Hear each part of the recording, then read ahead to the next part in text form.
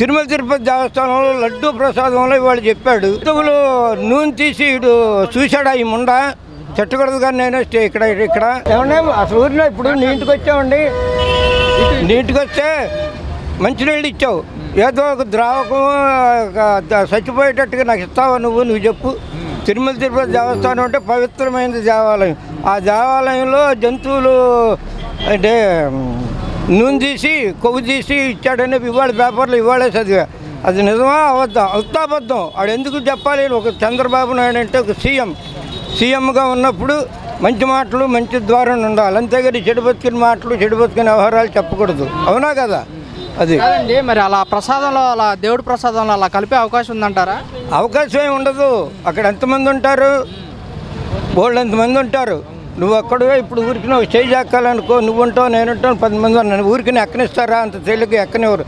ఏదన్నా ఒక మాట చెప్పాలన్నా సరే 10 మంది అనుమతి తీసుకుంటేనే కానీ అక్కడికి వెళ్ళనివ్వరు. నువ్వెవరు పోయా ముందు వెళ్ళటానికి అంటారా అనరా? అట్లాగే ఆడు మాటలన్నీ నీళ్లలో మూటలు. దేవస్థానం పైన ఎలాంటి తప్పుడు ప్రచారం ఎందుకు చేస్తున్నారంటారు? అంటే వాడు అరెస్ట్ చేస్తే తొందరగా దరిద్రం వదిలిపోద్దని ఏదో ఒక రంగా నన్ను ఎవడ అంటే చూడు మా సీతమ్మ వారిని తీసుకెళ్ళాడు, ఆయన పేరు గుర్తు రావట్లేదు. అట్లా రావణాసురుడికి మళ్ళీ ఇడు తొందరగా టైం దగ్గరికి వచ్చి పోవటానికి దగ్గరగా ఉన్నాడు.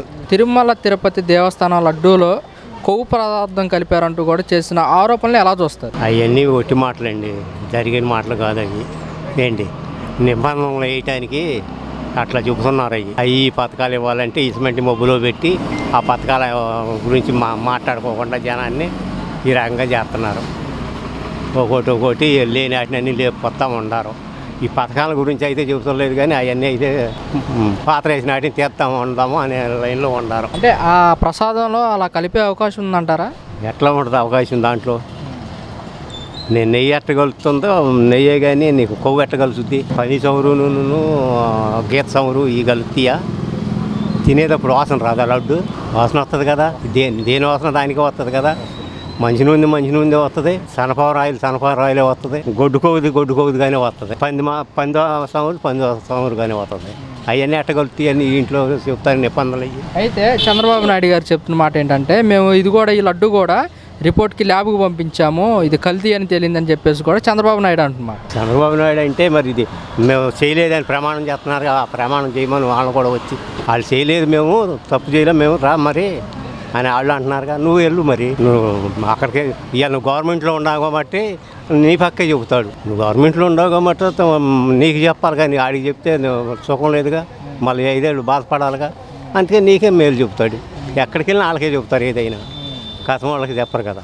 పవిత్రమైన దేవస్థానం మీద ఎలాంటి కుట్రలు చేయటం ఎంతటి కరెక్ట్ అంటారు? అదంతా మంచిది కాదండి. అవన్నీ మంచి జరిగే పనులు కాదు, అవి ఇవి కాదు. వాళ్ళు కుట్రాలు చేయటం ఇవన్నీ చేయటం నిబంధనలు పెడతామే కానీ జనానికి ఏమి ఇవ్వకోకుండా ఏ మబ్బును పెడతామే కానీ ఏమీ లేదు.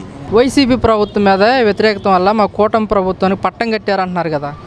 కాదు మోసంతో పట్టం ఇది, అంతేగాని ఓట్లు వేసి గెలిచింది కాదు. ఈ CVMలో ధ్వంసం చేసి వాళ్ళు ఇష్టం వచ్చిన. అసలు ఎలక్షన్ అనేది ఎప్పుడు సాయంత్రం 5-6 దాకా తెలిసేది కాదు.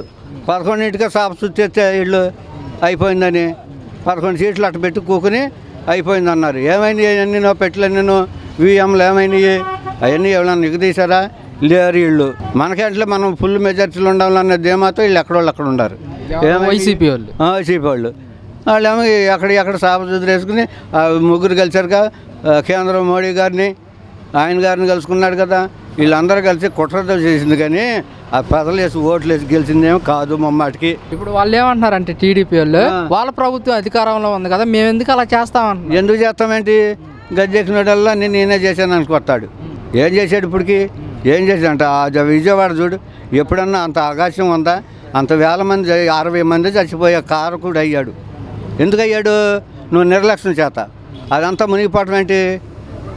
మునిగిపోతుందని తెలుసు. అసలు పైనుంచి కృష్ణా నది అటు నుంచి వస్తుందని తెలిసినప్పుడు వీళ్ళందరినీ బొడ్డుకు చేర్చాల్సిన బాధ్యత నీకు ఉందగా. అంతవరకు వారం రోజుల ముందే వస్తుందని తెలుసుకునే చేసేవాళ్ళు. అసలు నువ్వు ఇన్ని రకాలుగా వదలాలి, ఇంత ప్రళయం ఎందుకు వదిలేవు అని నేను ఎగదీసి అడిగే ఆరాలేదు.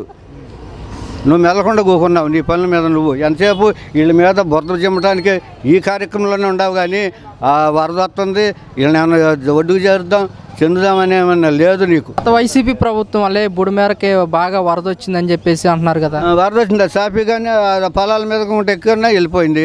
వాళ్ళ మీద ఏం పడలేదా? నీ జాగ్రత్త ఏది? నువ్వు ఎక్కడికక్కడ వాళ్ళ సిబ్బందిని నువ్వు ఎక్కడ ఆ బుడిమేరలు అమ్మటి ఇటు కరుకాలం అమ్మటి ఇదన్నీ నువ్వు తిప్పుకోవాలని బాధ్యత ఉంది.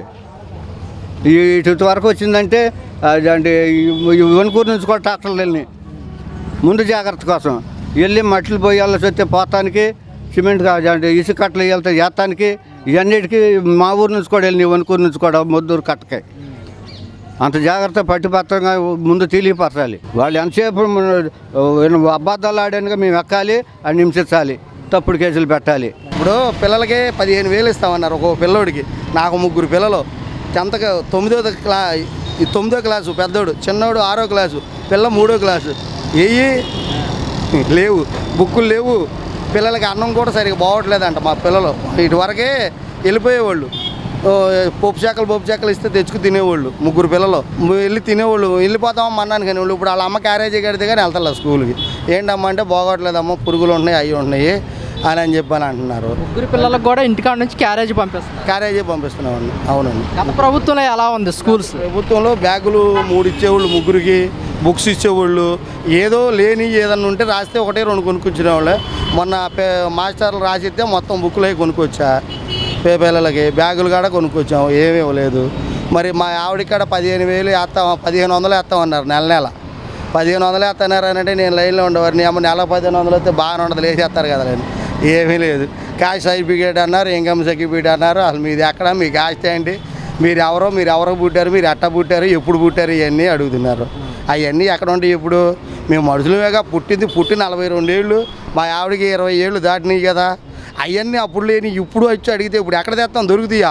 మా నాన్నవాళ్ళు లేరు, వాళ్ళ అమ్మ నాన్నవాళ్ళు లేరు. అవన్నీ తేటానికి నీ డేట్ ఆఫ్ బర్త్ కావాలంట, నువ్వు ఎక్కడ పుట్టిందో కావాలంట. నువ్వు ఎక్కడ పుట్టిందంటే మేము పుట్టి పెరిగాము, 3 పిల్లలకు అన్నాము, 3 పిల్లలు మేము. మీరు మాదిగోళ్ళు అని అనడానికి నిదర్శనం ఏంటంటే మేము మాదిగోళ్ళం అని చెబితేనేగా మొత్తం SC STలు హిందూ మాలని రాపిచ్చి అన్నీ చేసి ఇప్పుడు కొత్తగా తేవాలండి. ఎక్కడ తేవాలండి? ఎక్కడికి వెళ్తే దొరుకుతాయి? నేను ఎక్కడ గుంటూరు జిల్లాలో పుట్టా. నేను 6 సంవత్సరాలప్పుడు విజయవాడ వచ్చా. ఇక్కడే ఉండి ఇక్కడే పెరిగా. మా తమ్ముడిది ఉంది క్యాస్ట్ సర్టిఫికేట్, అది ఉంది. మా ఆవిడది కావాలంటారు. ఏంటి ఇవన్నీ చిరాకులు, ఇవన్నీ తిరగలేవండి. జగన్ ఉండగానే అది లేబర్కి అనుకూలంగా ఎంతో కొంత డబ్బులు వస్తూ ఉండి, ఈయనకైతే అంత లేబర్ని చూడడం చంద్రబాబు, అది తేడా. అదే జగన్మోహన్ రెడ్డి గారు అంటున్నారు, మేము వస్తే పిల్లలకి అమ్మఒడి కానీ అన్నీ వస్తాయి. మరి ఆయన పాపం ఆయన్ని మాయ చేశారు, ఆ కిటుకు మార్చేశారు, ఈడు గెలిచాడు. కిటుకు మారకపోతే గెలవడం ఈడు. ఆ ఓట్లు జగన్ గుర్తే వెళ్ళి ఆడికి పడుతున్నాయి.